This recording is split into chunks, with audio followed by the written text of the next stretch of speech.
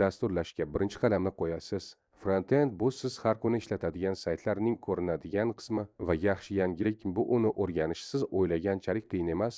Boshlaymiz. Har bir sayt 3 ta asosiy texnologiyaga tayanadi. HTML bu skelet, CSS bu tashqi ko'rinish, JavaScript bu harakat va jon.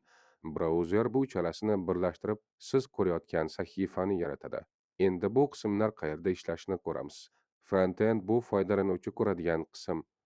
Backend esa sahna ortidagi mexanizm. Frontend dizayn va interfaolik, backend ma'lumotlar va logika. Biz bugun aynan frontendni egallaymiz. HTML bu har qanday saytning boshlanish nuqtasi. U sahifaning tuzilishini yaratadi.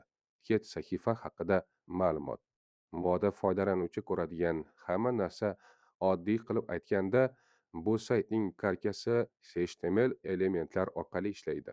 Masalan, hech bir sarlavha, matn, imij, rasm, har bir element sahifadagi o'z roliga ega. Agar HTML to'g'ri bo'lmasa, sayt buziladi.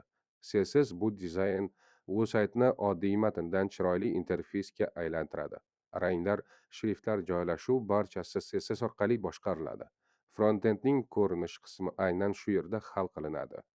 HTML va CSS birgalikda ishlaganda natija paydo bo'ladi. Oldin oddiy struktura bor edi. Endi esa ko'rkam sahifa, bu dizaynning kuchi. JavaScript sahifaga hayot bag'ishlaydi. Tugma bosiladi, natija chiqadi. Format to'ldiriladi, tekshiruv ishlaydi. U til foydalanuvchi bilan muloqot qiladi. Frontendning eng kuchli qismi aynan shu. HTML tuzilish, CSS ko'rinish, JavaScript harakat, uchisi birlashganda to'liq veb sayt yaratiladi. Bu frontendning asosiy formulasi. Endi eng muhim savol: qayerdan boshlaysiz? Javob oddiy: har kuni kichik loyiha qiling, faqat o'qimang, yarating.